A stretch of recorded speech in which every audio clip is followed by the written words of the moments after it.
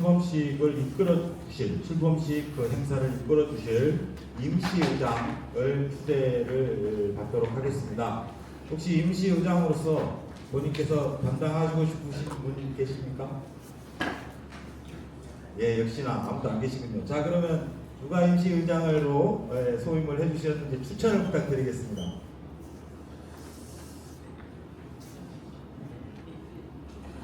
예, 그러면 제가 사회자의 직권으로서 웅강대학교 원영상 교수님을 임시의장으로 추대하는 내용을 박수로서 공유하시더라고요. 예, 원영상 교수님 앞에 오셔서 자리를 해주십시오.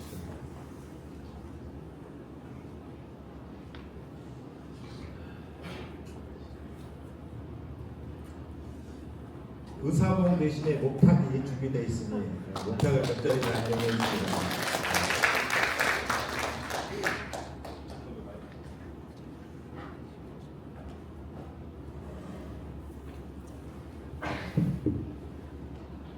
예, 다음으로 임시의장님 개회를 선포해 주십시오. 목탁을 통해서. 네, 반갑습니다. 원광대학교 원영상이라고 합니다. 네, 오늘 세보불교문화학회 첫 창립총회를 하게 돼서 참으로 기쁜 날입니다. 더군다나 이 자리에 제가 창립총회의 임시의장으로 초대돼서 영광입니다. 네, 지금부터 그러면은 저희 창립총회를 시작하도록 하겠습니다.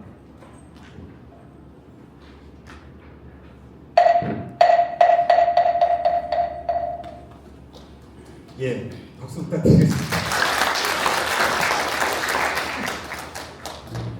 네, 다음으로 먼저 경과 보고가 있겠습니다. 경과 보고는 제가 해 올리도록 하겠습니다. 먼저 추진 태고불교문화학회 출범 경과 보고인데요. 먼저 추진 배경에 대해서 말씀드리겠습니다. 한국불교 태고종은 1970년 출범 이후로 어려운 여건 속에서도 성장을 거듭하여서 오늘날 3천여 개의 소속 사찰과 8천여 명의 소속 승려를 보유하고 있는 한국불교 양대종단으로서 성장하였습니다. 또한 소속 승려들 중에는 개별적인 연구나 저술 활동 등을 통해서 불교 학술 발전에 이미 기여하고 있는 인재들이 다수 있을 뿐더러 국내의 대학의 대학원에서 석박사 과정에 수학하며 학자로서의 역량을 키워가고 있는 인재들도 다수 있습니다. 그러나 안타깝게도 이러한 태고종의 잠재적인 역량에도 불구하고 한국 불교 학술 발전을 위한 기여는 그리 만족할 만한 수준에 이르지 못하고 있는 것도 사실입니다. 이에 한국 불교 학술 발전을 위해서 태고종 소속 사찰과 스님들 그리고 불교 학계의 연구자들이 같이 협심하여서 태고 불교 문화학회를 출범하겠다는 뜻을 세우고 취지를 세우고 사업을 진행해 왔습니다.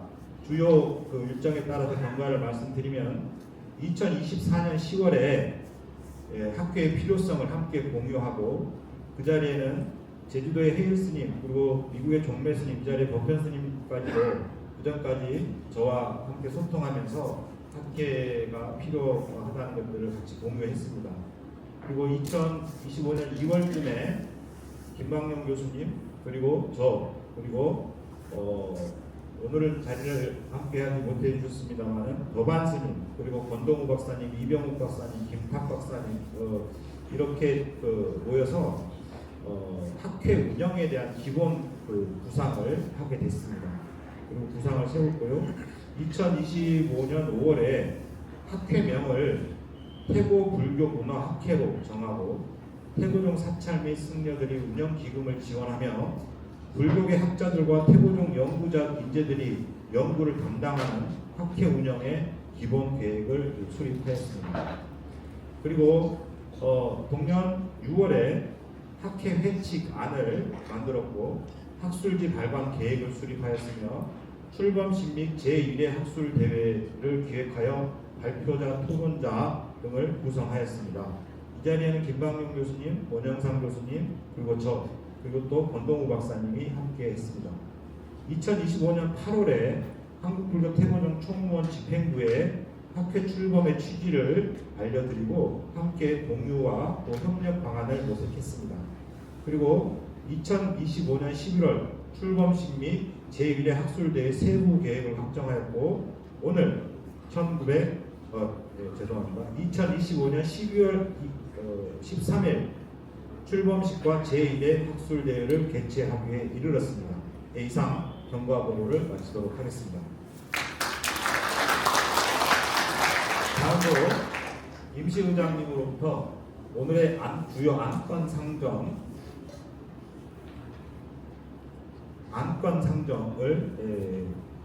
하도록 하겠습니다. 임시의장님 부탁드리겠습니다. 예, 법무스님 감사드립니다. 그동안 저희 학회를 어떻게 만들고 또 발전시킬 것인가에 대한 그간의 이제 경과 보고를 해드렸는데요. 오늘 첫 임시총회에서는 두 가지 안을 통과시켜야 됩니다. 첫 번째는 회칙 통과가 있고요. 두 번째는 회장 및 임원 선출이 있습니다.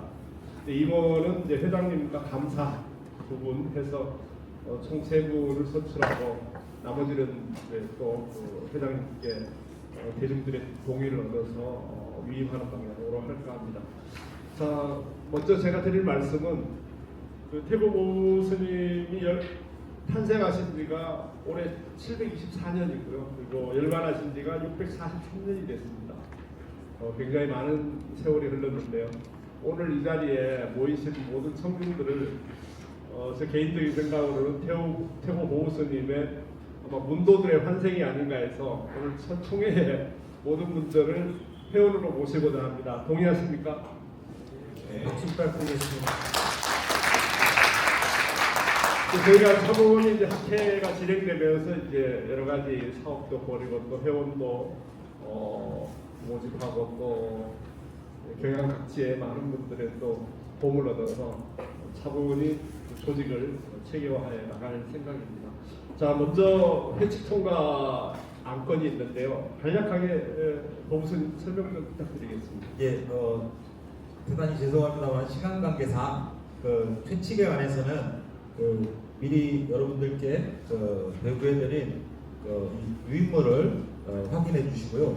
참고로 말씀드리면 제가 이게 사실은 100% 오리지널로 해서 저희가 만들어낸 것이 아니라 기존 저희 불교 학계에 회칙으로서 통용되고 있는 그런 회칙들을 기반으로 해서 저희들의 사정에 맞게끔 이 수정 보완을 해서 올린 것입니다. 그렇기 때문에 혹시 크게 문제는 없을 거라고 생각됩니다만은 배부해드린 유인물을 참고하시고 확인해 주시기 바랍니다.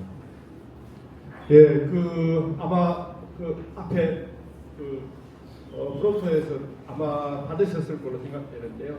원래는 이 해칙을 하나하나 읽고 또 설명을 보여야 되는데 저희가 시간 관계상 여기 앉아 계신 우리 모든 회원님들께서 인지를 하고 계신 걸로 생각을 하고 이 회칙에 대한 안건을 여쭤보도록 하겠습니다. 그러면은 저희 태고 불교문학회 회칙에 대해서 혹시 이 내용 가운데 이의가 있으신 분 혹시 있으신가요? 예, 알겠습니다. 그러면은 이 원안에 대해서 이제 찬성하신 분이 있는데 동의하고 좋습니다. 그러면은 저희 태고 불교문학회 회칙을 승인하는 걸로 대중 여러분들께서 만장일치로 어떻게 박수로 그 다음에는 회칙이 통과됐고요. 그 다음에 회장 및 임원 선출이 있는데요. 저희 첫 회장이라서 굉장히 중요한 역할을 하셔야 되는데 회장에 대해서 우리 대중들 가운데 추천하고 싶으신 분이 있으면은 추천 부탁드리겠습니다.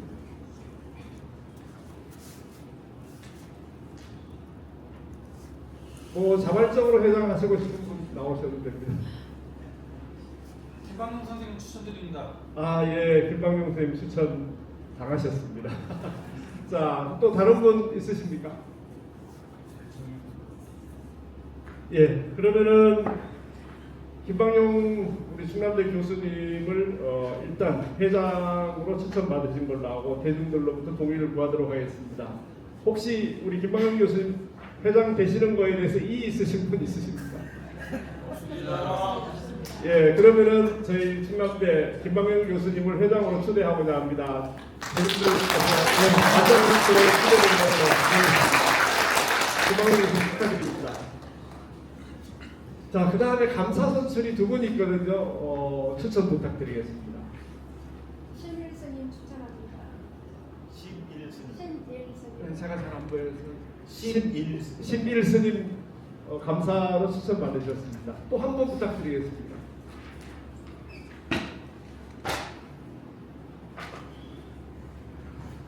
이 자리에는 안 계십니다만은 김탁 박사님을 연구자들을 두루 또 섭렵하고 또 계시기 때문에 이분을 저희 학회 감사로 초대를 해서 오시면 어떨까라는 그런 생각이 있습니다만 김탁 선생님.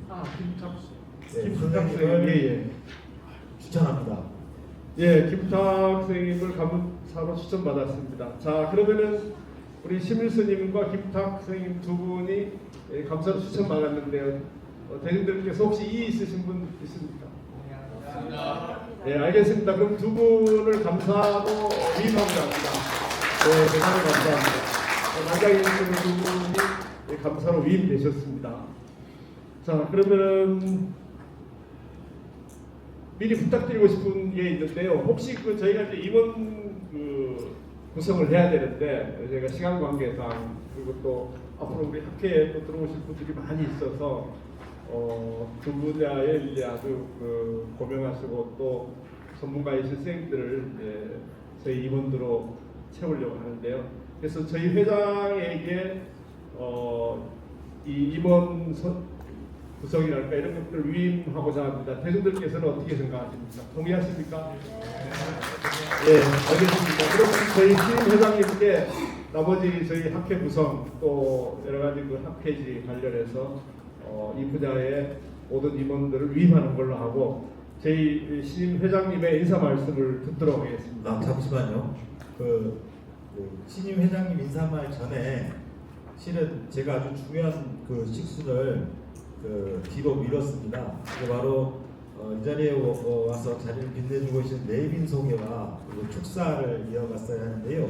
먼저 신임 회장님 인사는 그럴까요? 그러면 그때 발표 그러면은 일단은 임시총회를 끝내고 그렇게 예. 그러면은 이제 저희 태국불교문화학회 첫 창립총회에서 회칙이 통과되고 또 회장님 감사 두 분이 선출되셨습니다. 그분들께 우리 학회 운영을 잘 부탁드리고요. 네, 저희 임시총회 제 의장님은 여기서 물러나는 걸로 하겠습니다. 대단히 감사합니다.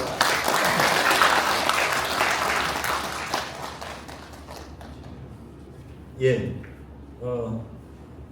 원만하게 태국불교문화학회가 출범을 마쳤습니다. 되게 역사적인 의미를 가진 그런 순간이 아니었나 소선 그렇게 생각을 합니다. 이 자리를 빛내주기 위해서 와주신 대빈들 다는 시간 관계상 소개를 못 드리고요. 그래도 소개를 올려드리고 싶은 분이 계십니다. 먼저 이 대전에 있죠 옥정선원의 남산 큰 스님 자리해 주셨습니다. 큰 박수 부탁드립니다. 그리고 대전 교사불자연합회 지도목사이신 청룡사 관우 큰 스님 오셨습니다.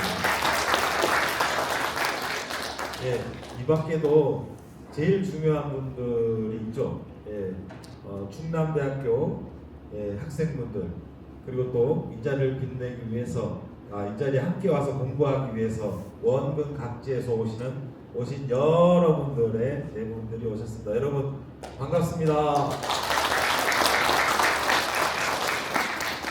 예, 오늘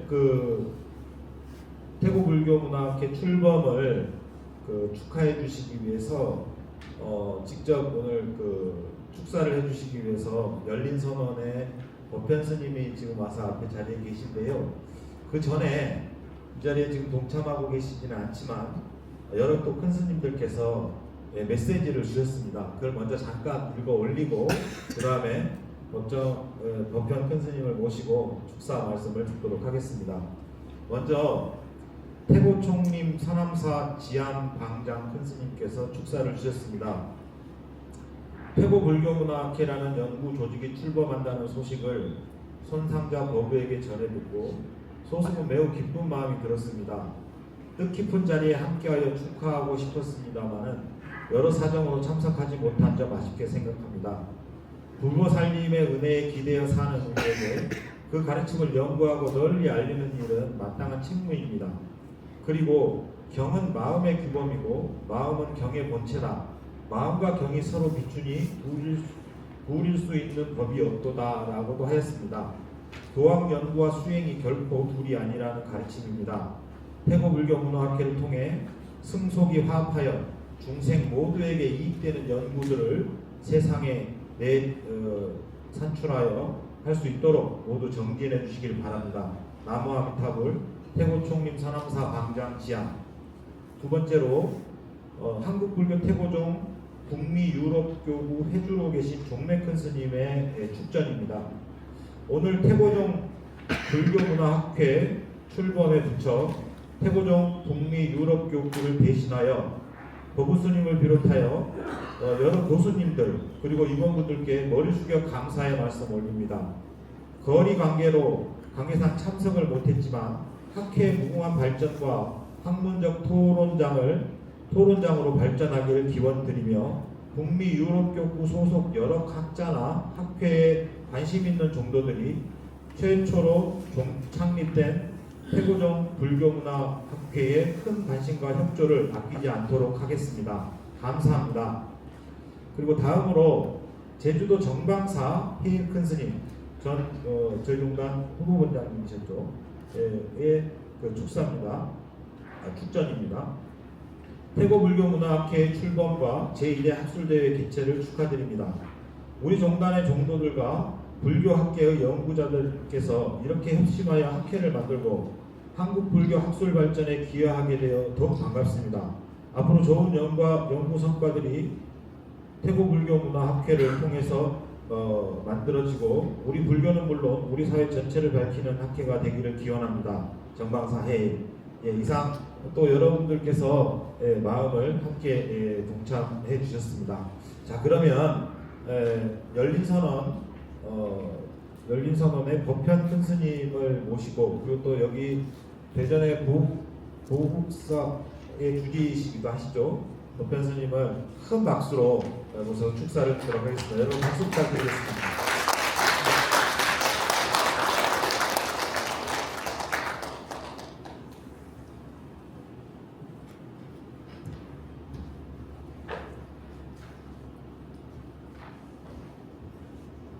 안녕하십니까.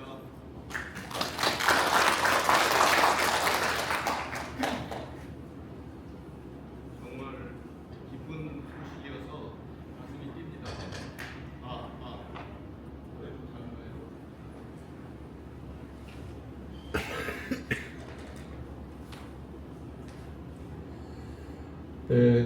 지금 태고종 승려로서 이런 말하기 그렇지만 제가 불교계에도 굴러 들어온 돌이었고 태고종 충문에 들어가기 전까지는 태고종의 태자도 몰랐던 역시 굴러 들어온 돌이었습니다. 근데 굉장히 여러 가지 어려움을 많이 겪고 있는 종단과 종도들을 뵈면서 이거 어떻게 하는 게 좋은가 라는 생각을 하고 제가 91년도에 기획을 했던 것이 불교 분규사의 재조명이라는 세미나를 기획을 했었습니다. 처음에는 당시에 신의 학자로서 아주 굉장히 유명했던 김용옥 선생하고 이야기를 나눴는데 저하고는 합의를 했지만 어르신들하고 합의가 안 됐었습니다. 그리고 그 뒤에 다른 방향으로 방법을 만들어서 세미나를 기획을 했는데 송월주 스님도 발표자로 오고 임송산 스님도 발표자로 오고 우리 쪽에 또 의견을 가진 분들도 정태혁 박사님이나 이런 분들이 발표자로 해서 하기로 했는데 홍보를 잘했더니 옆 해서 방향을 못하게 방해를 해가지고 행사를 못했습니다. 그래서 이거 어떻게 하면 좋은가 라는 생각을 했는데 학교를 세워야 된다 하는 생각이 들어서 제가 아니라 저희 1996년도에 총무원 부장을 했던 사람들과 모시고 원장을 하셨던 해초 큰 스님하고 합의를 해가지고 학교법인 태고학원이라는 것을 만들어서 허가를 얻었습니다. 그런데 당시에 다른 분들이 또 이제 일을 이끌어가면서 하기 어려운 것들을 젊은 사람들이 그냥 했다라고 자체 취하를 해버렸어요. 그래서 참 이거 복잡하구나 라는 생각을 하고 그 뒤에 대학 만드는 것이 어려우니까 대학원 대학교를 인수하듯이 공동 경영해가지고 학교법인 대학원 대학교 동방문화 대학원 대학교라고 해서 태고종의 종립대학원으로 출범을 했습니다. 2001년도에. 그래서 그때 개교 작업과 그리고 교수들 채용 심사와 교직원 채용 심사까지 다 제가 했지만 저는 이제 승려이기 때문에 직접 일에는 개입하지 않겠다는 별로 이렇게 바람직하지 않은 생각을 해서 개입을 하지 않았는데 지금 현재 아시다시피 그게 우리 대학이 안 됐습니다. 이건 내부의 문제였었죠. 그래서 그런 것들을 하고 있었는데 95년도부터 우리 대륜불교 연구원이라는 학회가 생겼습니다. 대륜불교 연구 단체가 생겼습니다. 그래서 열심히 활동도 했고 나중에는 태고학회라는 학회가 생겨서 역시 또 성지순례도 하고 논문도 쓰고 그렇게 해서 태고종의 정통성과 그리고 수행 관련해서 우리가 이제 계율과 수행에 관해서 떳떳하고 이야기를 잘할 수 있어야 되는데 그렇지 않은 부분들을 보완하느라고 무던 애를 많은 분들이 쓰셨습니다. 그 대륜불교문화연구원은 덕암 큰 스님께서 하시고 실무는 무공 큰 스님께서 다 어르신들 열반하셨지만 열심히 하셨고 2001년도에서는 태고학회라는 학회를 또 구성을 해요. 그때는 제가 한 게 아닙니다. 저도 그냥 뛰기만 했지. 그래서 그렇게 해서 열심히 성지순례와 함께 예를 들면 중국 하무산 가서 태고 스님의 선양기를 거기다 세우고 세미나도 국제 세미나도 하고 그랬었습니다. 그런데 지금은 그 부분을 학회가 아닌 총무원 차원에서 이런 종단의 정통성이나 전통성이나 그리고 사회성 이런 것들을 선양하는 그런 세미나를 여러 차례 지금 하고 있습니다. 앞에 집행부와 지금 집행부에서 하고 있습니다. 그런데 그래도 학자들끼리 이런 연구를 하는 것이 또 좋지 않느냐는 생각을 하진 우리 거부 스님께서 그런 말씀을 하시길래 정말로 좋습니다. 저도 뭔가 한 자리라도 힘이라도 돕겠습니다라고 이야기를 했었는데 오늘 드디어 이렇게 훌륭한 곳에서 훌륭하신 교수님들 모시고 또 훌륭하신 교수님을 대표로 선출하셔가지고 출범을 한 것을 마음 깊이 기쁜 마음으로 축하드립니다. 여러분 큰 박수 좀 부탁드리겠습니다.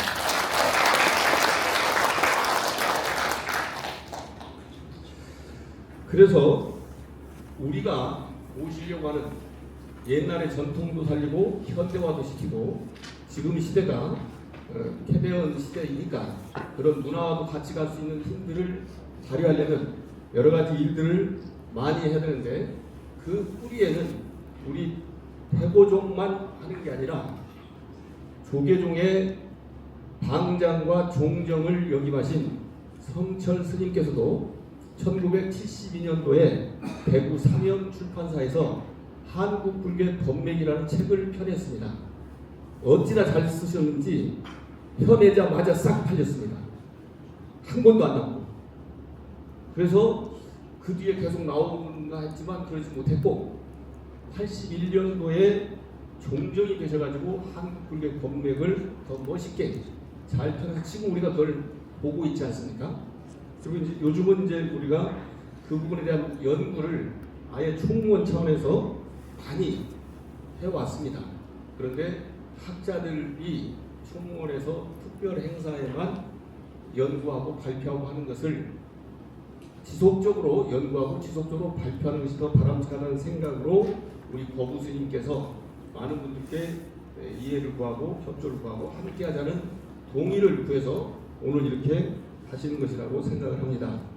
태고 스님의 사상이 옛날부터 지금까지 당시부터도 중국에도 인정을 받았지만 한국에서도 인정받고 그리고 승단에서만 인정을 받은 게 아니라 사회적으로도 국가적으로도 다 인정받아서 이 양반은 어머니 아버지를 모시고 살았지 않습니까? 그래서 그런 여러 가지 일들을 교수님들께서 학술적으로 연구하셔서 저희 같은 승려들이 혹시나 눈을 잘 못 뜨면 이론적으로 제기해 주시고 또 뭔가 거기에 맞는 활동을 하지 않으면 또 그렇게 하라고 촉구해 주시고 그래 주시면 대단히 고맙겠다는 생각을 합니다. 그래서 이런 창의적인 연구를 펼칠 수 있는 터전을 마련해서 활발한 한국 선풍 그 지금 선이라도 일본은 굉장히 굳어진 전통은 잘 지키는 장점이 있지만 굳어진 선풍이나 학풍이라고 저는 생각합니다. 그래서 활발한 선풍, 승속이 다 같이 깨달음을 얻을 수 있다면 처음부터 스님이었던 건 아닌 시타르타도 결국은 부처님이 되셨지 않습니까? 마찬가지로 우리도 그런 바탕을 마련할 수 있는 좋은 연구를 위해서 정진을 해주실 것을 여기 계신 학자들 여러분께 부탁을 드리겠습니다. 오늘 와서 더욱더 반갑고 좋은 것은 우리 태고 문손 중에 종도들 가운데 새로운 얼굴의 학자들이 많이 동참하셨다는 거고 굉장히 기뻤습니다. 그래서 이 새롭게 동참하시는 이번에는 연구보다는 토론자들로만 동참을 하셨는데 그분들께도 큰 박수 부탁드립니다. 거부스님께서 말씀하셨듯이 저희 상자들도 연구하고 있는 일이 있습니다. 그리고 다른 많은 후배 스님들도 연구하고 있는 분들이 많이 있는데 마당이 펼쳐지지 않으니까 못하고 있는 분들 많다. 그리고 이미 원로가 되어 있는 분들도 많이 계시지만 그분들도 모셔가지고 연구에 그리고 정진의 길에 함께 하셨으면 좋겠다 하는 말씀을 드립니다. 다시 한번 태고문화학회 창립식과 태고불교문화학회 창립식과 출범식과 제1회 학술대회를 마음 깊이 축하드리고 더욱더 잘 되시기를 축원하겠습니다. 고맙습니다.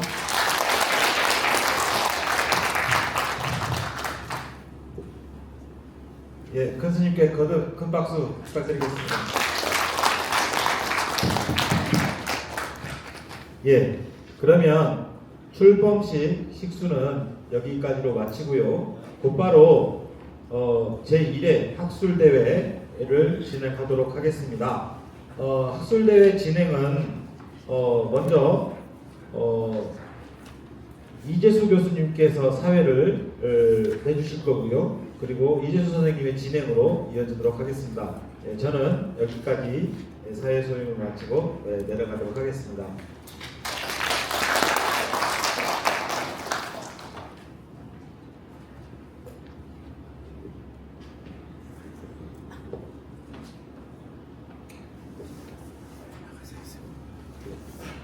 안녕하십니까.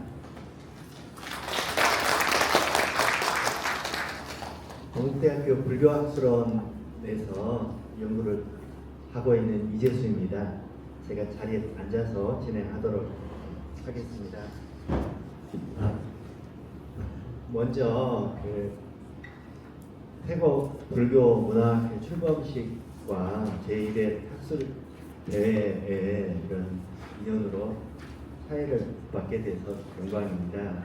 첫 번째 주제 태국 보고의 선사상과 그 이상에 대한 발표를 해주실 김방용 교수님의 양력에 대해서 간단하게 좀 이야기를 해드리겠습니다.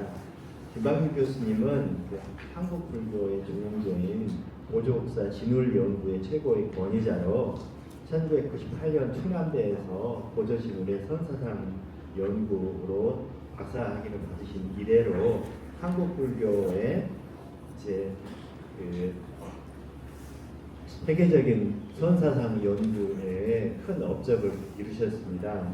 한국 선학회 회장과 보조사상 연구원장을 역임하셔가지고 한국의 선불교와 불교 철학의 지평을 넓혀 가셨습니다. 특히 이제 보조진울의 사상과 영향이라는 그런 그 저술과 함께 한국 선사상의 정체성 확립을 위한 근대 불교에서 경어 만공 등 근대 선지식 연구와 조계종 성립과 정체성, 한국 선불교의 특징 등을 통해서 한국 불교의 정체성을 탐구를 하셨고요. 유교와 불교의 회통을 위한 연구를 통해서 한국 철학과 동양 철학의 지평을 개척하셨습니다. 본 태국 불교 문학학회 출범과 더불어서 회장으로서 초대 회장으로서 그 역할을 하시는데 앞으로 태국 불교 문학학회에서 한국 불교의 선사상의 지평을 어떻게 확장해 나갈지 그 연구의 지평이 주높고 크다고 하겠습니다. 자, 그러면 첫 번째 그 발표에 앞서서 우리 교수님께서 자리에 하셨습니다. 동국대학교의 이렴 스님, 동국대 YC 캠퍼스의 수련 스님 토론을 맡아주실 두 분 스님들께서는 앞에 자리에 함께 해주시면 감사하겠습니다. 자, 그러면 저희가 그 주어진 시간이 11시 45분 정도까지 발표를 해주시고 그 다음에 12시 10분까지 토론을 하는 걸로 되어 있습니다만 우리 교수님께서 핵심만 아주 짧고 정확하게 이야기를 해 주실 것이고 또 이에 따라서 토론문을 또 준비를 해주신 두 분 스님들께서 핵심만 또 정확하게 질문을 해 주신 다음에 여기에 대한 답변을 해 주시리라 믿고 첫 번째 발표를 해 주실 김방용 교수님께 큰 격려의 박수 부탁드리겠습니다.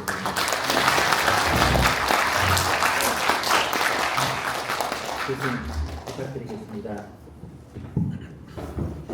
반갑습니다. 오늘 제가 깊은 그런 자리에서 이렇게 조금 큰 중책을 맡게 된 것 같습니다. 올해가 이제 2025년인데 제가 그때 돌이켜 보니까 이런 학술대회장에서 발표를 96년부터 시작을 했어요. 그러니까 30년째 이제 발표회 장에 있는 것 같고 또 올해가 또 제가 또 환갑이고 그러는데 무슨 생각들이 드냐면 이제 선수들도 왜 선수 생활들을 하다가 코치도 하고 그러잖아요. 그런 것처럼 뭐 발표도 많이 하는 것도 중요한데 결국에는 뭐냐면 이런 발표의 장과 또 후학들이 이어지는 것들이 굉장히 중요하겠다. 이런 생각들을 올해 많이 했습니다. 많이 하고 또 1학기 때는 여기 이제 학생들도 있지만 또 수업을 하면서 수업 외로 여기 충북의 학생들하고 금강경 강의를 또 해서 1시간 반씩 9번을 해가지고 또 이제 종료를 했습니다. 이런 생각들을 가지면서 이번 학회도 사실 이제 제가 2000년도에 쓴 논문이 보조진울과 태고 도의 선사상 비교 연구예요. 그래서 이제 우리 이제 법현 스님도 계시지만 그때 제 머릿속에서 가장 큰 어떤 고민거리로 잡아왔던 게 도노점수, 도노돈수 논쟁이었고 이제 그런 논쟁을 거슬러 올라가다 보면 성철 스님과 보조 스님을 비교하는 것도 그렇지만 그 도노돈수의 정점에는 태고 보호 스님이 있는 게 아닌가 이제 이런 생각이 들어서 이제 비교를 시작을 했고 그리고 나서 이제 30년이 흐르면서 그 양쪽 분을 비교를 했는데 한 7대3 정도로 사실은 뭐냐면 보조 스님에 관한 논문들은 굉장히 많이 발표를 했는데 태고 보호 스님에 관련된 그런 연구들은 조금 미진했던 것 같아요. 그리고 또 이번 이제 발표를 하면서 이제 느꼈던 그런 어떤 것들 시각들은 뭐냐면 태고 보호 스님에 대한 어떤 내 관점이 굉장히 뭐라 그럴까 좀 좁았구나 이런 어떤 반성들도 사실은 좀 하게 되었습니다. 오늘 이제 학회장을 이렇게 이제 준비를 하고 또 우리 법부 스님이 오랫동안 이제 이런 어떤 큰 원력들을 세우셔가지고 또 사실 이걸 앞에서 끌고 가는 거는 그리 어렵지 않습니다. 그렇죠. 뭐 뒤에서 그걸 바친다고 하는 건 사실은 굉장히 어려운 거고 또 제일 이제 시작은 쉽지만 그거를 지속시킨다고 하는 거는 굉장히 어려운 겁니다. 그래서 우리가 이제 그런 부분들의 어떤 부담을 가질 그런 어떤 나이고 위치고 이래서 그런 거를 떠만든다는 게 사실 굉장히 어렵습니다. 그럼에도 불구하고 일단은 뭐냐면 법호 스님과 또 태고 종단 스님들이 후원을 하시고 그렇게 출범하겠다고 하는 그 마음을 믿고 또 그러지 않으면 태고종 자체 내의 어떤 미래가 이 불투명하기 때문에 충분히 그렇게 갈 수밖에 없다는 생각이 하나가 있고요. 또 하나는 뭐냐면 사실은 불교학자들은 태고종의 학자도 아니고 조계종의 학자도 아니고 뭐 진과학종의 학자도 그러질 않습니다. 제가 이제 여기저기 가서 또 발표를 하고 또 신종교도 발표를 하고 많이 이제 그러는데 이제 오해도 많이 받아요. 근데 저는 어떻게 생각을 하냐면 어떤 자리가 되든지 간에 학자는 연구를 해서 정론을 펼쳐나가면 어쨌거나 뭐냐면 학문 세계가 높아지고 또 사회는 맑아지는 거 아니냐. 더러운 데나 혼탁하거나 싸움이 시끄럽거나 이런 데에서야말로 이야기를 해야지. 그러지 않고 정말 뭐냐면 명분이 있고 있는 자리에 가서 하는 거는 누구나 할 수 있는 거 아니고 또 그 자리에서 하는 얘기라고 하는 것들은 또 뻔한 얘기가 아닌가 이런 생각들을 가지고 있습니다. 그래서 이제 그런 부분들 속에서 많이 이제 그 불교계 모든 종단에 가서 이렇게 발표들을 하고 그러는데 이제 그런 생각들이 하나가 있고요. 또 하나는 뭐냐면은 같이 이제 학자의 길을 간다고 하는 것도 하나의 어떤 인생의 동반자고 두 가지인데 이거 쉽지가 않습니다. 그러니까 학문 세계를 10명이 출발했는데 한참 가다 보면 한둘밖에 남아있지 않아요. 그 한둘의 생활도 사실은 굉장히 어렵습니다. 그래서 이제 그 여러 장에서 우리가 이런 어떤 학문의 장이나 이런 것들이 이루어질 수 있는 그런 어떤 여건이 된다면 그런 여건들을 만들고 운영해 가야 된다. 굉장히 중요한 거다. 이게 이제 제가 두 번째 가지는 생각이고 또 이제 세 번째는 뭐냐면 후학들을 키워야 된다. 제가 이렇게 올해 와서 아주 절실하게 느끼는 건 뭐냐면 젊은 제자들을 키워야 된다. 둘이 결혼해서 둘은 낳고 가야 이게 인류가 유지되는 것처럼 학문 세계도 뭐냐면 제가 공부했던 것들도 중요하지만 그만한 것들을 또 이어나갈 수 있는 그런 어떤 후속 세대를 키우는 것들이 굉장히 중요하다. 이런 생각들을 가졌습니다. 그래서 제가 요 무거운 짐들을 그냥 아무 소리 않고 이렇게 받고 그러는 데는 그러한 부분들을 묵묵히 이렇게 끌고 좀 이렇게 나가서 그 다음 세대도 이어지는 어떤 그런 계기를 만들어야겠다 하는 그런 생각이고요. 제가 사실 오늘 여기 이 자리에 많은 분들이 사실은 저하고 이렇게 여기저기 관련이 되어서 이 자리에 앉아 계신데 제가 드리는 말씀이 이게 거짓이 아니다 하는 생각들을 이렇게 동의하실 거라고 생각을 합니다. 제가 이제 여기 뒤에 있는 시민대학에 계신 분들도 제가 한 10몇 년을 지금 매주 수요일날 4시부터 6시까지 시민대학에서 강의를 하고 있습니다. 그러니까 시작하는 건 쉽지만 2013년 그때부터 시작을 해서 지금 25년까지 한 번도 빠지지 않고 이렇게 쭉 이어서 하고 또 학생들이 그때부터 저까지 수업들을 쭉 따라온다고 하는 것들이 사실 굉장히 어려운 일이죠. 어려운 일이지만 우리가 그런 것들을 반복하고 또 그런 것들을 지속하면서 이러면서 어떤 것들이 이어지는 게 아닌가. 이게 이제 제가 좀 가지고 있는 그런 어떤 생각들이랑 지금 태고도 마찬가지로. 근데 그게 이제 제가 인사말을 대신해서 회장 인사말을 대신해서 그런 강의들을 좀 말씀을 드립니다. 태고 스님과 관련해서는요, 제가 이제 이번에 글에서는 이제 전반적인 내용들을 밝혔지만 한 2가지를 좀 봤습니다. 아까 제가 그 기존에 태고 연구를 하면서 보조의 시각에서 많이 태고를 봤다. 이게 이제 첫 번째 어떤 그런 반성들이에요. 그리고 이제 뭐냐면 그 또 하나 문제는 뭐냐면 정치적인 문제들하고 조금 관련이 있습니다. 그 정치적인 문제들하고 관련이 있다고 하는 건 보조 스님의 정액에서는 권력에서 멀리 무신 정권하고 멀리에서 어떤 순수한 그런 어떤 수행 공동체를 했는데 태고 보호 스님은 저 원나라 황실에서부터 큰 어떤 존경들을 받았고요. 또 뭐냐면 공민왕의 스승이고 또 어찌 보면 뭐냐면 당시에 부원 세력이라고 할 수 있는 사람들도 다 이제 태고 보호 스님을 따랐습니다.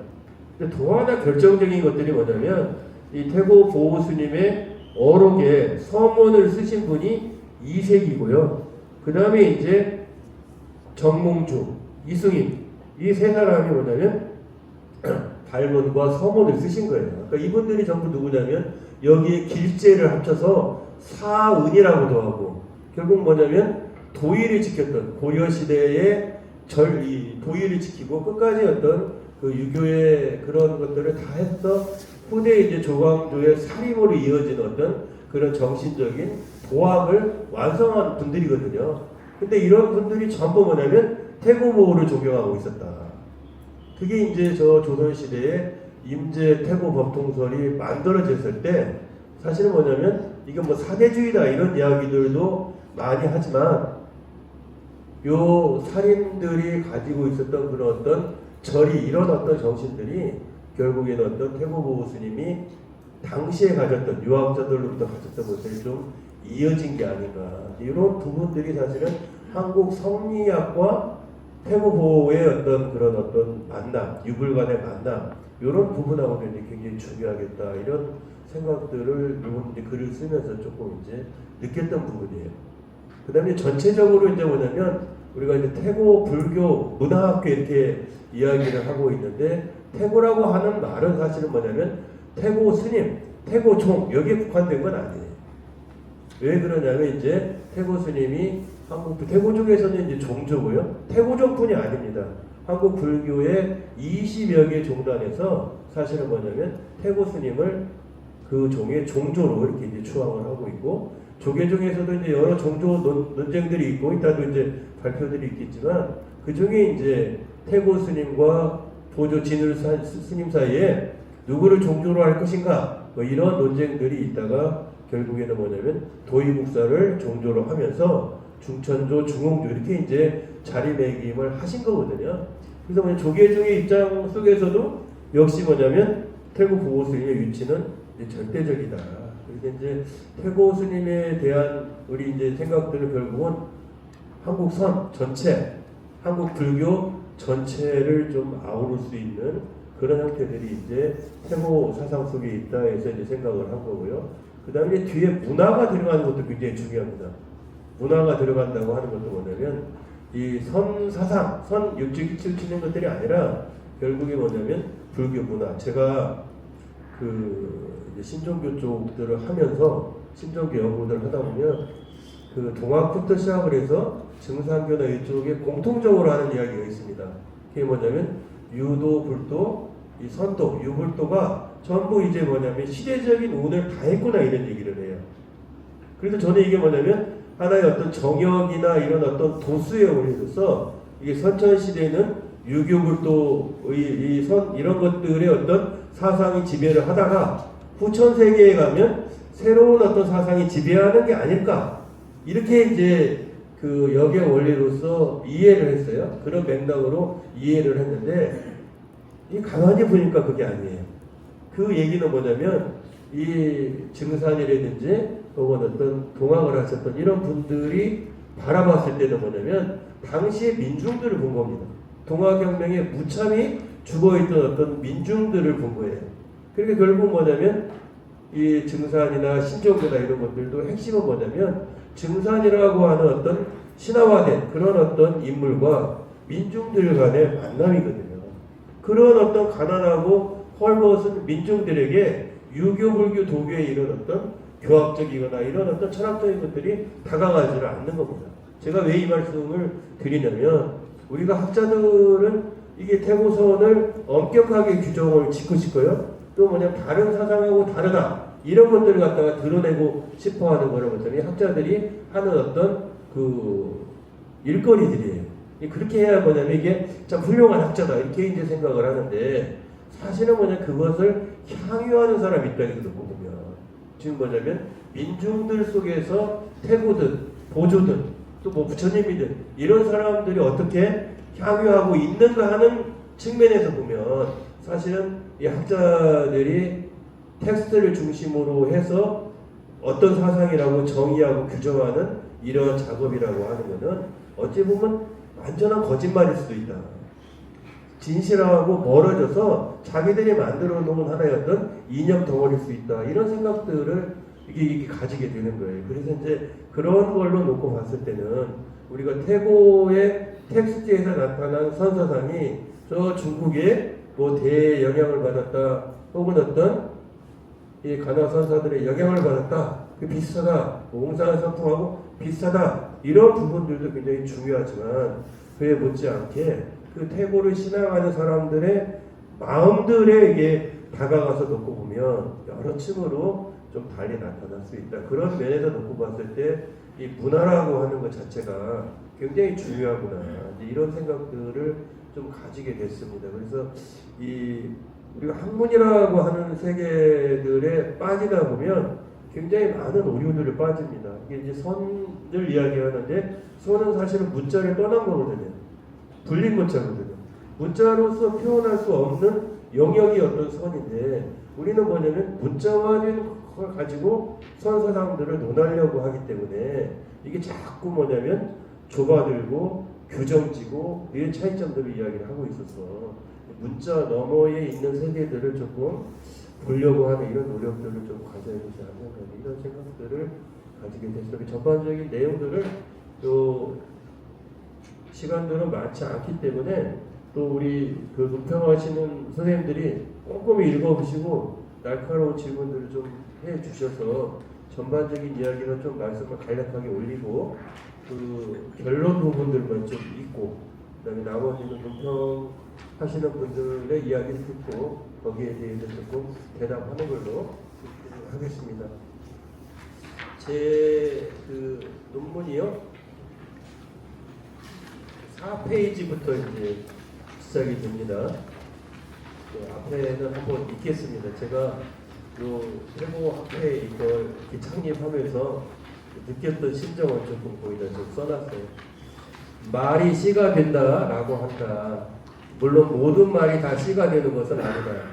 씨가 되어 뿌리를 내리고 그 뿌리가 다시 자라 열매를 맺게 되었을 때 우리는 그 말이 씨가 되어 이러한 결실을 얻었구나 라고 인지하게 된다. 말이 씨가 되고 그 씨를 싹 틔워 결실을 맺는 조건 가운데 하나가 원력이다. 그래서 이제 오늘 이 자리가 우리 법호 스님을 비롯한 오랜 이 태고종의 스님들의 하나의 어떤 원력이 뭉쳐서 오늘 이런 자리가 왔다 이렇게 이제 생각이 듭니다. 이제 그 앞에 것 좀 생략하고요. 오쪽에 가서 보면 요 논문에서 무엇을 논의하고 있는가 하는 것들을 네 가지로 이제 정리를 했습니다. 태고보의 생애를 통해서 그의 선사상이 어떤 과정을 통하여 형성되었고 또한 깨달음 이후 선사로서 자신의 선세계를 어떻게 펼쳤는가 하는 점입니다. 둘째는 태고의 선사상은 어떻게 정의할 수 있으며 또 태고의 선사상을 이해하는 데 있어서 우리가 고려해야 할 사항은 무엇이고 또 그 선사상의 특징은 무엇인가 하는 점입니다. 세 번째는 고려 말에서 조선 후기 임제 태고 법통설이 정착할 때까지 한국 불교계에서 태고 보호가 차지하는 위상과 또 그 변화 과정은 어떠했는가 하는 점입니다. 네 번째는 현대 사회에 있어서 태고의 선사상이 지니는 의의가 무엇인가 이런 이제 내용들이고요. 뭐 물론 이제 이 네 가지 문제들에 대해서 아주 정치하게 이 논지를 전개했어야 했지만 사실은 이제 그렇게 하지는 못했고요. 그렇게 하지는 못했고 전반적으로 이제 태고의 생애 부분들에 대해서는 좀 쭉 정리들을 좀 했습니다. 거기 이제 그 6쪽, 7쪽, 8쪽, 9쪽, 거기 이제 10쪽까지 나온 내용들이고 뭐 다들 아시는 분들은 너무 잘 아시고 또 우리 여기 학생들이나 또 우리 대학원생들 뭐 유학하고 막 전공하는 분들은 또 처음 들어볼 수도 있는 그런 어떤 내용들이에요. 그래서 이제 고려 말에 1301년에서부터 1382년까지에 살았던 우리나라 이제 대표적인 고승이 태고 보호스님입니다. 태고 보호스님이에요. 그래서 쭉 이제 한국 불교의 큰 스님들을 생각을 해보면 저 원효 스님으로부터 시작을 해서 고려 시대 때는 대각국사 의천 스님과 보조국사 진을 스님이 나왔고요.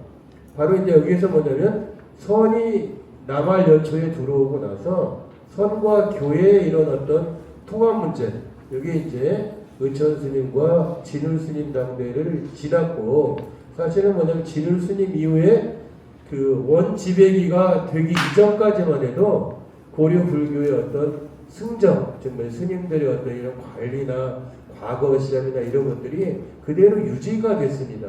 그런데 이제 뭐냐면 원지배기에 들어서면서는 그런 어떤 승정 체제가 이제 붕괴가 되는 거예요. 그래서 사실은 뭐냐면 가지산문이라고 하는 선종 출신의 승려임에도 불구하고 과거 시험을 볼 때는 뭐냐면 선종 과거 시험을 본 게 아니라 화엄선, 즉 뭐냐면 화엄종의 어떤 과거 시험을 통해 가지고 과거 급제를 하셨던 분이 바로 이제 요 태고 보호스님입니다. 그리고 이제 이 태고 보호스님 이전에 중국에서 남성 시대에 대종고 스님으로부터 간화선이 들어왔고, 그 다음에 이제 요 태고 보호스님 당대를 그 지음해 가지고 소위 뭐냐면 중국의 원나라의 그 몽산 덕이 스님이라고 하는 분의 사상들이 들어와서 요게 이제 뭐냐면 선종 승려들 사이에 이제 유행을 하게 된 겁니다. 그런데 고려 원나라가 지배하는 이런 시기가 되면서 뭐냐면 승정 체제가 무너지다 보니까 스님들 내에서도 이게 전체적인 어떤 그런 체계들이 무너진 거예요. 그래서 교육이나 이런 것들이 제대로 이루어지지 않는 이러한 상황 속에서 원나라는 잘 아시다시피 그 한족들은 선사상들을 했지만 여기는 뭐냐면 라마교가 국교였거든요. 그래서 이제 사실 선이 좀 전혀 없어졌겠다 이렇게 생각들을 했는데 요 무기라고 하는 스님을 태고 보호 스님이 만나면서 그러지 않고 강남 쪽에는 임재정에 있는 그 선승들이 명한종사들이 이렇게 있으니까 찾아가 봐라 하는 이런 얘기를 들어요. 그래서 이미 선종에 합격을 했고 또 무자와도 참고를 해가지고 이미 국내에서 다 깨달음을 얻었지만 결국에는 뭐냐면 중국에 가서 원나라의 황실에 크게 이제 이름을 날리게 되고 그러한 어떤 세를 얻어가지고 저 남쪽으로 내려가서 서국 청공스님이라고 하는 분에게 가서 인가를 받는 거예요. 그래서 이제 이 인가의 의미에 대해서 여러 가지로 이제 생각들을 해볼 수가 있는 겁니다. 그래서 이제 사실은 뭐냐면 역사하시는 분들은 뭐냐면 이 승려가 인가를 받으러 갔다는 것 자체가 이미 뭐냐면 고려 사회 내 속에서 소위 이 승려들의 선종 승려들이 제대로 이 교육받는 체계들이 무너졌겠구나 이런 것도 생각할 수가 있는 거고 또 하나는 뭐냐면 태고보호도 그렇고 나홍해근도 그렇고 특히 이제 백운스님은 이제 더 그러는데 본인들의 어떤 출신이나 이런 부분들이 사실은 뭐냐면 원나라 속에서의 큰 그런 어떤 지지 이런 어떤 유명세 이런 걸 통해 가지고 오히려 뭐냐면 국내에 와서 왕이나 여러 사람들을 좀 뭐랄까 지도할 수 있는 이런 어떤 위치를 얻는 것도 있다 하는 여러 가지 이야기들을 합니다. 그러나 어쨌거나 이제 그 오늘 이제 이야기를 하는 것 중에 중요한 것들은 뭐냐면 태고 보호 스님 대에 와서 그 이전에 보조 스님까지 왔던 이런 어떤 선교 회통적인 그런 요소들이 결국 태고 보호 스님에 와서는 뭐냐면 정치적으로 여러 제도적으로 결국은 원용 회통되어 있다는 겁니다. 그리고 뭐냐면 이게 정점이라는 거예요. 한국 불교 역사는, 한국 종교사의 역사는 결국은 뭐냐면 불교가 고려까지 지배를 하다가 조선시대 때 이제 성리학으로 이제 넘겨주게 되는 거거든요.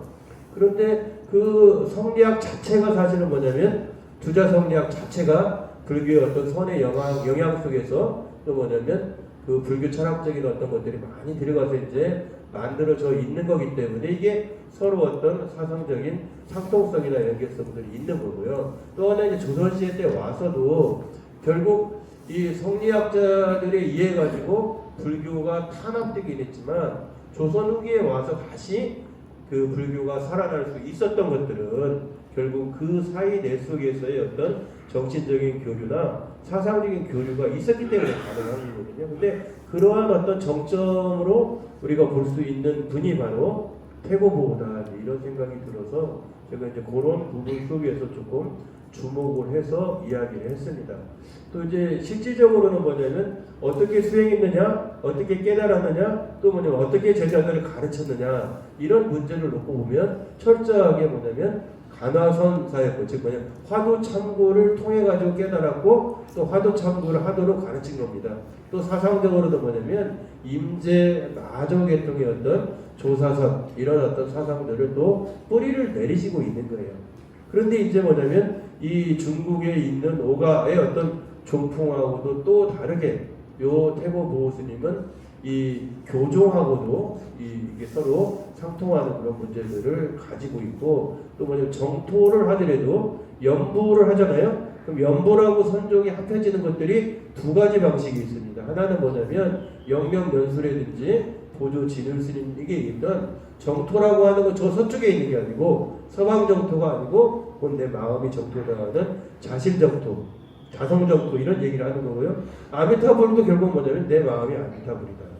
그래서 뭐냐면 요 자신 요 자성 정토인데 요 이제 이 서방 정토에 대응한 우리 마음이 곧 부처고 이게 정토다라고 하는 생각들을 가지는 거예요.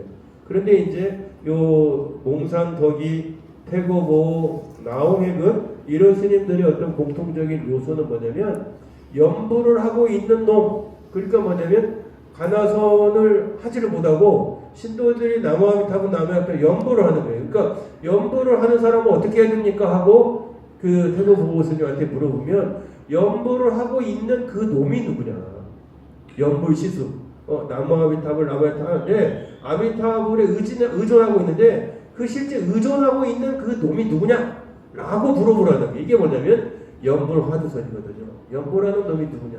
그러니까 이거를 이제 강조를 해서 결국은 뭐냐면 정토 사상도 선사상과 같이 이렇게 회통할 수 있는 이런 어떤 것들을 하신 분이 바로 뭐냐면 태고의 어떤 선사상의 특징이다. 그래서 뭐냐면 간화선사로서 도노돈수 이런 부분들도 중요하지만 이런 어떤 여러 가지 것들을 가지고 원용회통했던 것들이 이 특징이다. 마지막으로 이제 한 말씀을 드리면서 이것도 저도 이제 조금 생각들이 달라진 거예요.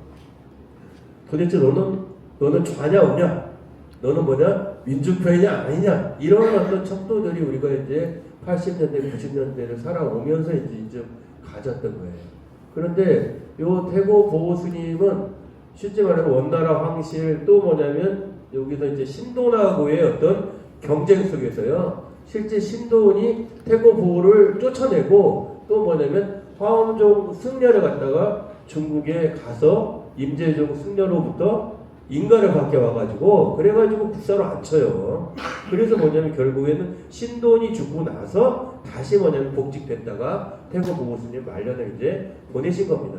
그래서 이제 이 태고 보호스님이 그러한 어떤 핍박을 받으면서도 이게 의연하신 거예요. 의연하신 거예요. 법주사에 계시고 또 뭐 전주에 유배되고 이런 데도 뭐냐면 의연하셨지 권력하고 무슨 타협이나 이런 게 아니었어요. 그냥 뭐냐면 이 소유를 하면서도 자기가 느꼈던 어떤 선의 세계들을 올곧게 지켰다는 거예요. 그렇기 때문에 뭐냐면 원나라 황실, 그 다음에 공민왕, 그 다음에 밑에 우왕, 그 다음에 뭐냐면 당시에 있었던 귀족들이 전부 뭐냐면 태고 보고 스님을 존경했던 거거든요. 그러니까 우리가 권력이라고 하는 것들이 역사학자들 뭐 일부들이 이제 그런 생각들을 가지는데 그런 태도를 취했을 때 과연 그 당시에 어떤 계급, 어떤 입장들의 이게 뭐냐면 지지에나 옹호가 됐겠느냐 하는 건 사실은 뭐냐면 스님의 입장이 아니에요. 그러니까 뭐냐면 태고보 스님의 입장에서는 그런 걸 개의치 않고 결국은 뭐냐면 깨달음으로 느끼는 어떤 이 부처님의 어떤 정신세계 그런 것들 고온한 그런 세계 속에서 그냥 그대로 논의했던 겁니다. 그래서 사실은 태고 암가라든지 그런 어떤 산중 자락가라든지 이러한 내용 속에 태고 보호 스님의 어떤 정신 세계를 엿볼 수 있다. 그래서 결국 삶이라고 하는 것은 어떻게 살든지 간에 자기가 느껴지는 그런 세계를 가지고 모든 사람들을 갖다가 압도하고 그런 사람들에게 영향을 끼칠 수 있는 스님이 사실은 좀 큰 스님이 아닌가. 우리가 어떤 그 사회적인 그런 정치적인 이런 어떤 입장 속에서 사람들을 평가하고 이러는 것들이 이 불교의 선사나 불교 스님들을 이해하는 데는 조금 한계가 아닐까. 이게 조금 나이를 먹어가면서 이게 바라봐지는 어떤 그런 내용들인 것 같습니다. 그런데 그런 내용들을 뒤에 조금 현대적인 의의나 이런 내용 속에 조금 전수를 했습니다. 끝으로 저 결론 부분만 한두 줄 읽으면서 마치도록 하겠습니다.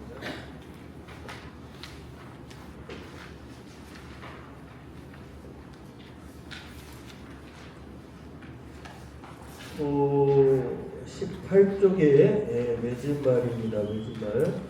불변과 변의 원리를 잘 알아야 한다라는 말씀을 고 유병덕 교수는 자주 말씀하셨습니다. 해능과 역대 조사들이 강조하였고 또한 태고가 강조한 일물을 찾는 것이야말로 불변의 가치일 것입니다. 또한 태고가 깨달았던 언어 도돈의 선의 세계 또한 우리들이 추구해야 할 불변의 가치라고 할 수 있습니다. 그러나 선수행과 선사상은 시대의 상황에 따라 달리 나타날 수 있고 그것이 변의 가치라고 할 수 있습니다. 어느 시대에나 그 시대를 관통하는 정신이 있기 마련인데 그것을 시대 정신이라고 우리는 말합니다. 태고 사상이란 말의 의미도 자신의 입장과 관점에 따라 다르게 사용하는 것으로 보입니다. 즉 역사적으로 존재했던 태고보의 사상에 국한하여 사용하는 경우도 있고 한국성과 한국불교를 대표하는 분인 원진국사 태고보라는 그런 전제 아래 한국불교 사상 전체를 대표하는 광의의 의미로 태고 사상을 사용하는 경우도 있습니다. 또 법맥으로 보면 조계종, 태고종 승려 모두가 태고의 법손임에도 불구하고 태고 보호국사를 숭배하는 강도에는 차이가 있고 또 태고 사상이 무엇인지에 대한 그 인식에 있어서도 차이가 존재하고 있는 것이 사실입니다. 태고의 선사상이 현대인에게 어떤 의미가 있는 것일까 하는 물음에 두 가지 입장이 존재합니다. 하나는 태고의 선사상을 통해서 현대를 살아가고자 하는 지혜를 구하고자 하는 입장과 다른 하나는 현대적 가치에 입각하여 태고의 선사상이 지닌 의미를 해석하고자 하는 입장이 있을 수 있습니다. 그런데 곰곰이 생각해보면 이 두 가지 입장 모두 분명한 한계를 지니고 있음을 알 수 있습니다. 그럼에도 불구하고 우리가 태고의 선사상을 떠올리면 이러한 두 가지 입장을 염두에 두지 않을 수 없습니다. 고정불변한 태고의 선사상이 있는 것이 아니라 태고와 우리와의 지속적인 만남과 대화 속에서 각자의 태고의 선사상이 임시적으로 존재하게 되고 그 또한 끊임없이 변화의 과정 속에 있다는 사실을 자각하게 됩니다. 나머지 내용 생략하도록 하겠습니다. 감사합니다. 네, 감사합니다. 태고의 선사상에 대해서 아주 정확하게 정리를 해주셨으며 또한 태고 국사께서 그 우리한테 정토, 화엄, 선이 하나임을 원흉하게 회통하신 분이다라고 하는 그런 발표였습니다. 그러면 이에 대해서 동국대학교 서문학과 박사로 수료하시고 동국대학교 강사로 활동을 하시는 서랑거린 선명상 상담연구원의 제주지부장이시고 제주도 용두사 주지로 활동하고 계신 이력수님께서 먼저 원경 토론 부탁드리겠습니다.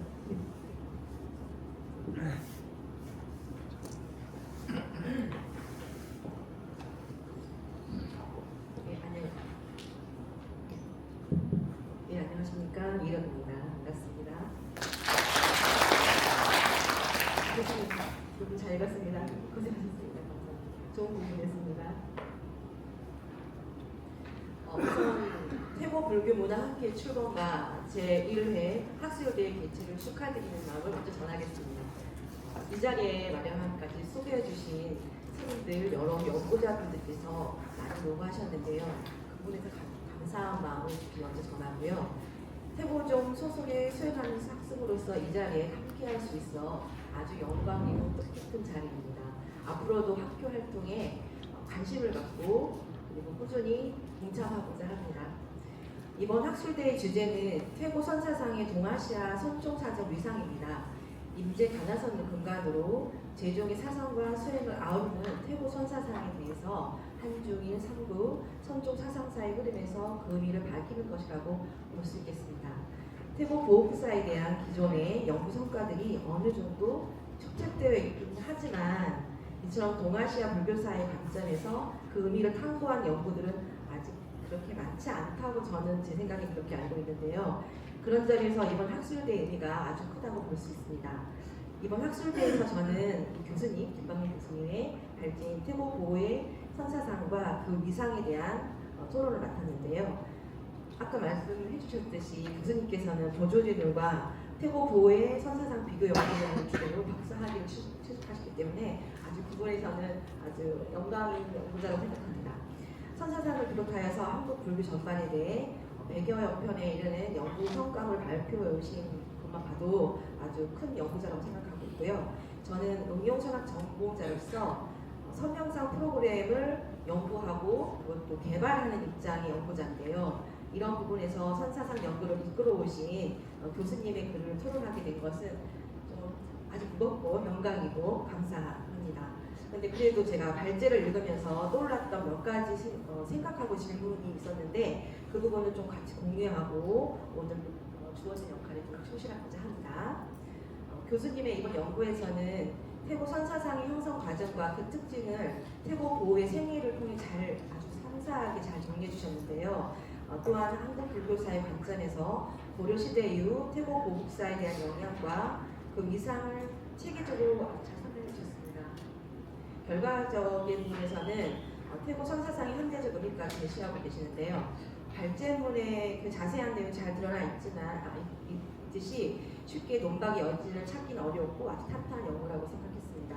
그럼에도 이제 토론자로서 역할을 다하기 위해 논제에서 조금 벗어날 수 있지만 제가 또 응용선학 전공자고 현대 명상 개발하는 연구자로서 질문을 좀 두 가지 하고 싶습니다.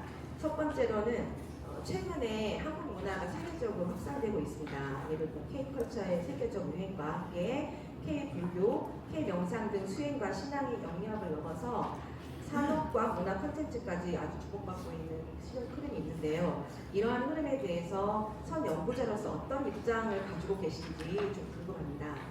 더불어서 이러한 흐름 속에서 태고의 선사상이 그 역사적, 사상적 위상에 비해 상대적으로 크게 주목받지 못한다고 제 개인적인 입장을 생각하고 아마 많은 분들도 생각하실 것 같은데요. 그런 이유가 무엇이라고 보시는지 그에 대해서 어떤 생각 갖고 있는지 의견을 듣고 싶습니다. 두 번째로는 태고종의 승려로서 느끼는 게 태고의 선사상과 현재 태고종의 동지와 종품 사이 적지 않은 좀 괴리가 있다고 제가 좀 조심스럽게 그런 생각을 좀 해보는데요. 종조이신 태고 스님은 철저한 가나선사였던 반면에 오늘날 태고종이 추구하는 것은 성과, 교, 특히 의례 등 다양한 사상을 원흉회통하는 특징을 내세우고 있습니다. 이러한 차이를 어떻게 이해하고 해석하는지 바람직한지 교수님의 생각을 듣고 싶고요. 아울러서 태고 종조의 선사상을 태고종의 종품으로 더 확립하기 위해서는 구체적으로 어떤 실천적 방안이 있을지 어떤 게 필요할지 보시는지 의견을 듣고 싶습니다. 이상입니다. 감사합니다. 네, 우리 스님께서 웃으시면서 이제 날카로운 질문들을 이렇게 또 해주신 것 같아요. 그냥 핵심적인 제 생각을 좀 말씀드리도록 하겠습니다.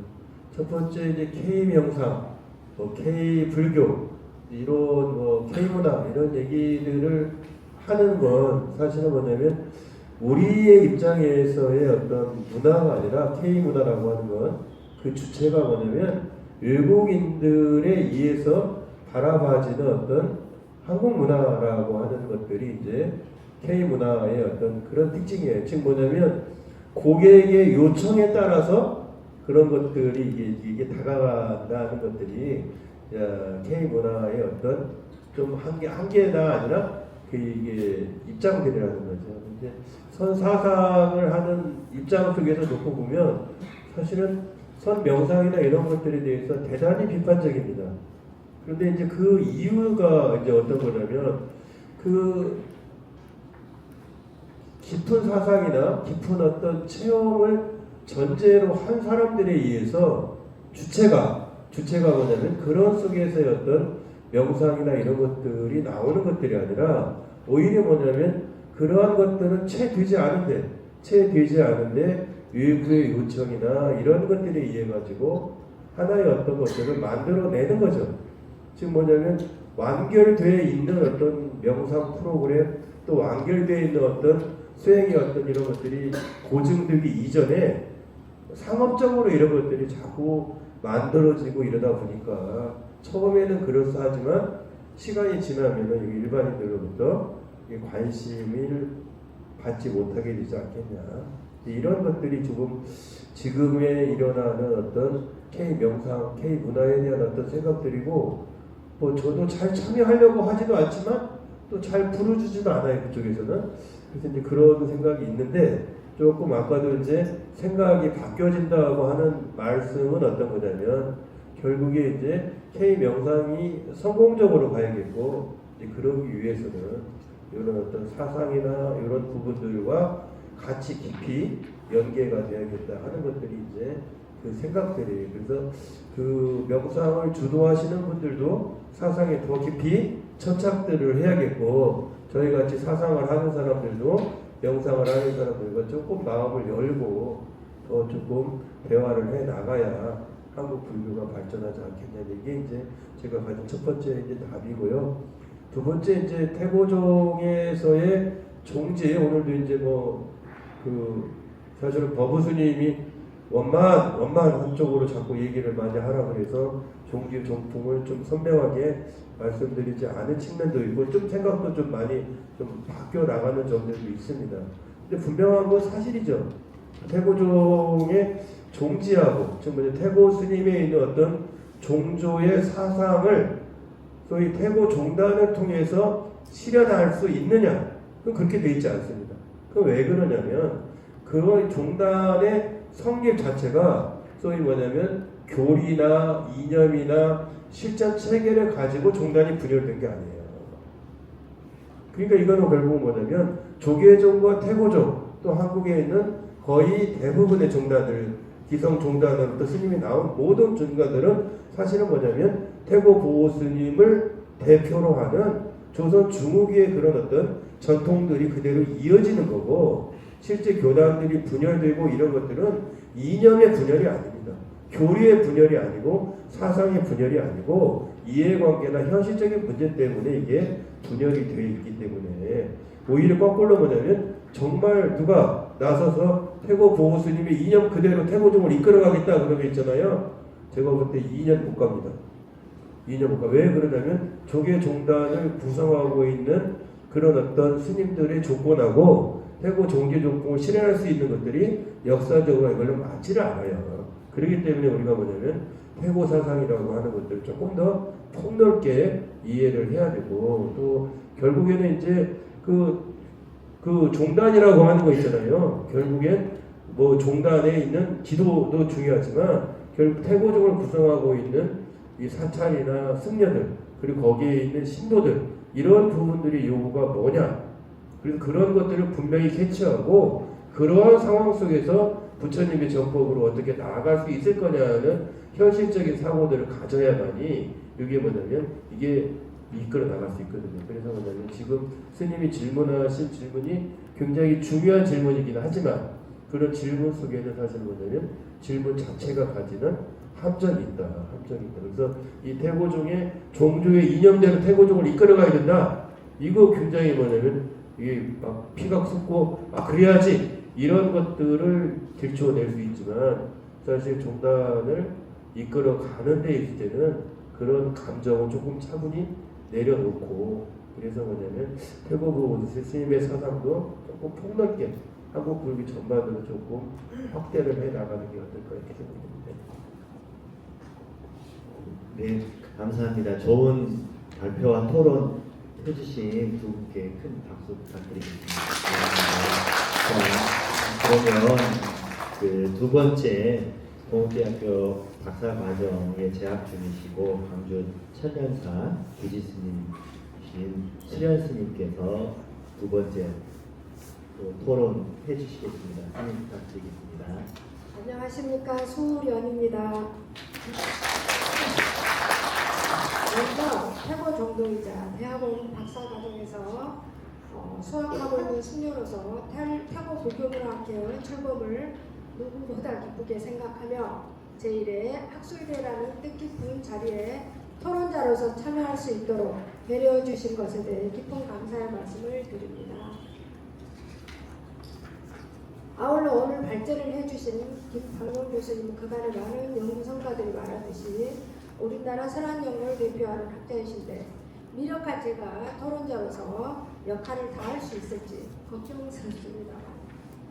학생의 입장에서 교수님의 이번 발제문을 읽으며 들었던 질문을 드리는 것으로서 토론자로서의 소임을 다하고자 합니다. 발제문에서 언급된 바와 같이 이번 발표에서는 4가지 논리가 중점이 되고 있습니다.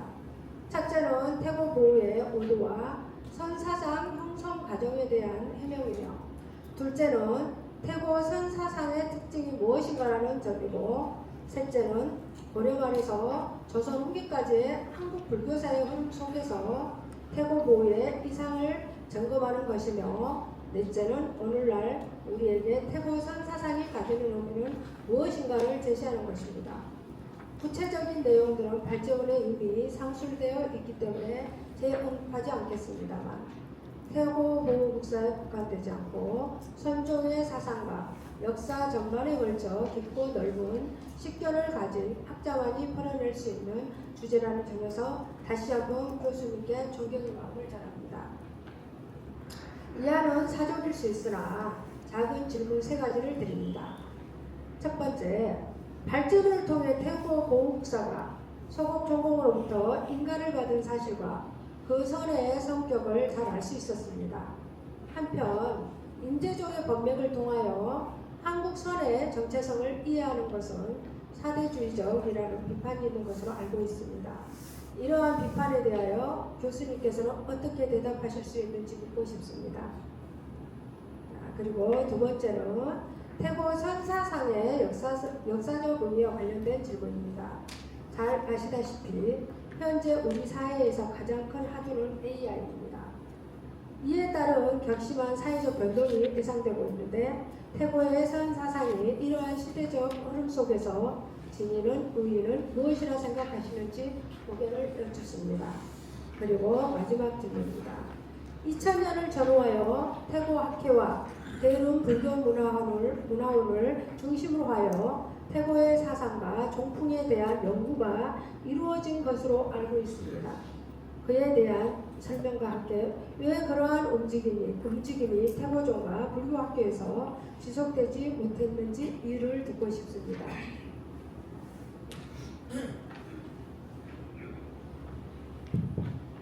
그 양쪽 비구니 스님이 이렇게 가운데 딱 갇혀 있으니까 또 말씀도 굉장히 부드럽고 예의 있게 하면서도 굉장히 날카로운 질문들을 또 이렇게 해주시는 것 같아요. 끝에 부분들은 좀 전에 우리 보편 큰 스님께서 이렇게 조금 말씀들을 쭉 하셨고요. 솔직히 툭 까놓고 이렇게 옆에서 보는 느낌들은 첫 번째는 뭐냐면 그 교단적인 어떤 후원들이 이루어지지 않는다 하는 것들이 있고요. 두 번째는 교단이 지도부들이 조금 자주 이렇게 바뀌면서 원불교도 그렇고 다 그렇지만은 스님들은 바뀌면 있잖아요. 싹 바뀌어요. 그러니까 이게 그래서 스님들하고는 일을 못한다 하는 얘기들을 이렇게 학자들이 조금 합니다. 왜 그러냐면 쭉 지속이 돼야 되는데 이게 교단 권력이라고 하는 게 집행보다 이렇게 바뀌다 보면 이게 유지가 되지가 않아요. 그래서 그런 문제들과 결부돼 가지고 아마 좀 지속성들이 유지되지 않고 있지 않았는가 이런 생각들이 들고 그럼에도 불구하고 우리 이제 법현 스님이나 이런 어떤 큰 스님들이 주변에 있습니다. 큰 스님들이. 그래서 이제 그런 것들을 앞에서 잘 이끌어 나간다면 이게 좀 더 지속성이 있는 그런 형태들이 또 유지될 수 있겠다 하는 것들을 이제 가져서 세 번째 답변을 이렇게 이제 올리고요. AI와 관련해 가지고 문제도 좀 이게 쉽지가 않은 문제예요. 근데 이제 저는 이제 딱 한마디로 이야기를 하면 결국 AI라고 하는 것들이 실체가 있는 게 아니고 또 뭐냐면 AI에 주눅 들어있는 우리의 문제거든요. AI 자체가 문제가 있는 게 아니에요. 근데 그런 문제들을 놓고 생각을 해본다면 결국에 선이라든지 이 불교 사상, 우리의 마음 이런 어떤 것들을 찾아나가는 것들이 결국은 뭐냐면 외부의 빠른 변화나 이런 것들에 흔들리지 않고 대응할 수 있는 거 아닌가. 그래서 오히려 뭐냐면 AI가 발달을 할수록 결국에 뭐냐면 인간의 문제와 선의 문제 이런 부분들은 더 이렇게 우리가 해외에 가면 애국심이 생기고 또 뭐냐면 자기가 있던 것들이 명확히 보여지는 것처럼 오히려 AI가 많이 발달할수록 사실은 뭐냐면 누구나 다 자신의 내면을 직시하고 향할 수밖에 없지 않을까. 그런 면에서 뭐냐면 AI의 이런 어떤 그 발전이 불교나 선사상이 망해가는 이런 어떤 시대적인 사조가 아니라 오히려 그러기 때문에 이 선사상에 대한 어떤 초망 또 불교 사상에 대한 초망 뭐 이런 것들이 또 있지 않을까 그런 생각이 듭니다. 두 번째 답은 그렇게 얘기를 하고 첫 번째 머리가 한 주가 있습니다. 첫 번째 질문이 뭐죠? 맞아요. 법맥 문제였죠. 자 이제 그 태고 스님과 관련해 가지고는 두 가지 입장이 존재합니다. 하나는 뭐냐면 태고 스님이 출발을 했던 거는 뭐냐면 구산 선문 가운데 가지산문 출신의 승려로서 이렇게 출가를 하신 거예요. 그래서 가지산문은 저 도의국사로 해가지고 일현 스님으로 해가지고 태고 보호로 이어지는 겁니다. 그 태고 보호로. 그래서 뭐냐면 결국 국내에서 이미 깨달아가지고 중국에 갔기 때문에 그러한 어떤 한국 선의 전통들 속에서 이어진 거 아니냐. 거기에서 이제 뭐냐면 태고 보호 스님을 이해해야 되는 거 아니냐 하는 입장이 하나가 있고요. 또 하나는 뭐냐면 이 법맥적으로 따지다 보면 조선 중기에 이제 중관 해안이라고 하는 사람하고 또 저 부육에 있는 승려들이 모여가지고 법맥을 일관성 있게 이것들을 이어야겠다 이런 고민들이 내부적으로 있었던 거예요. 이거는 역시 뭐냐면 그 성리학 쪽에서의 도통설이나 또 명청교책이나 이런 속에서의 의식들하고 맞물려 있는 겁니다.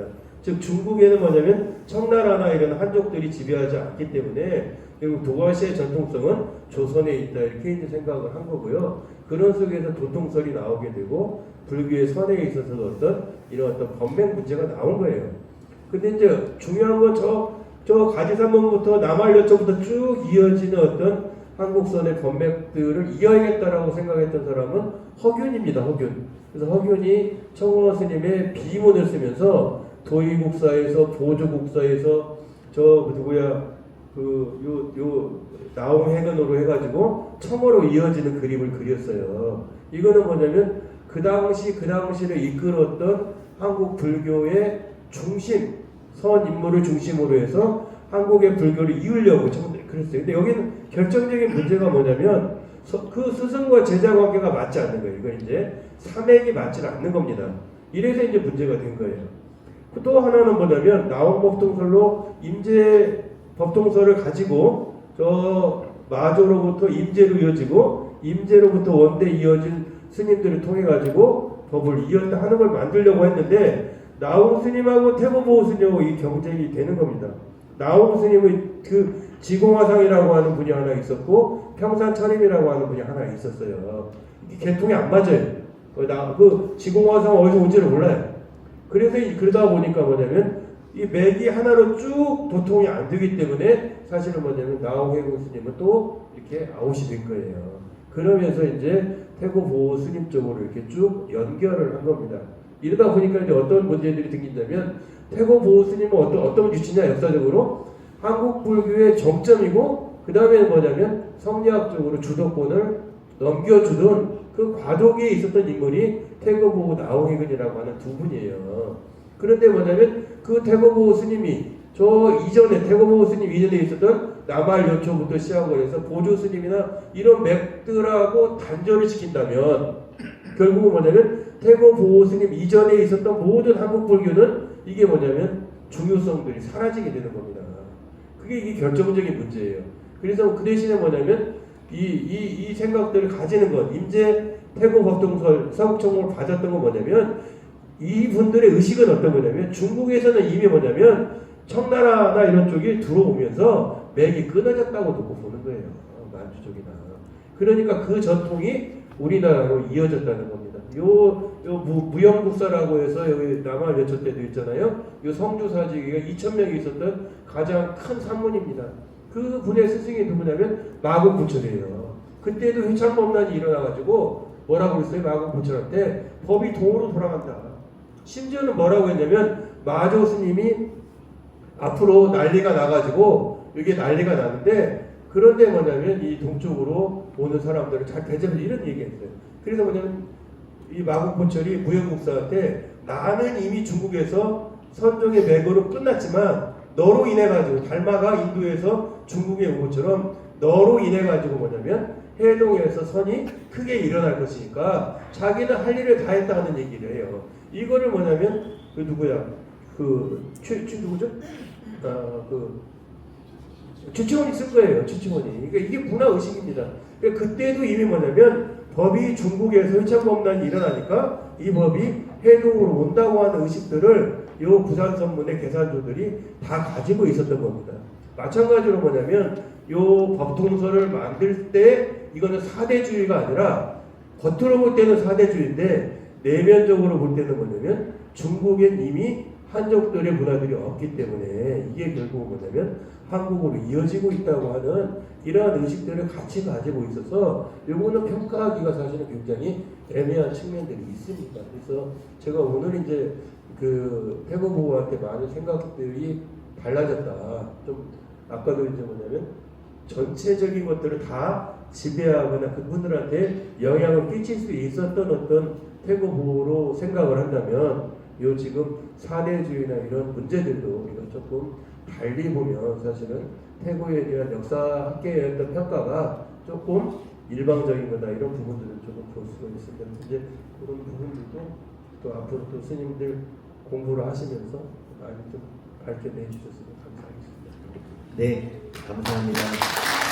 태고 보호스님은 아주 깊고 드넓은 연구의 지평을 이렇게 펼쳐 주셨고 두 분 신진 학생들의 아주 날카롭고 또 멀리 보는 논평과 토론이었습니다. 이에 대해서 우리 앞으로 태고 문화학회가 어떤 일들을 해 나가야 되는지 전통으로부터 현대와 미래를 열어가는 그러한 학문적 지평을 열어주신 첫 발표였습니다. 좋은 발표와 토론을 해주신 세 분께 큰 박수 부탁드리겠습니다.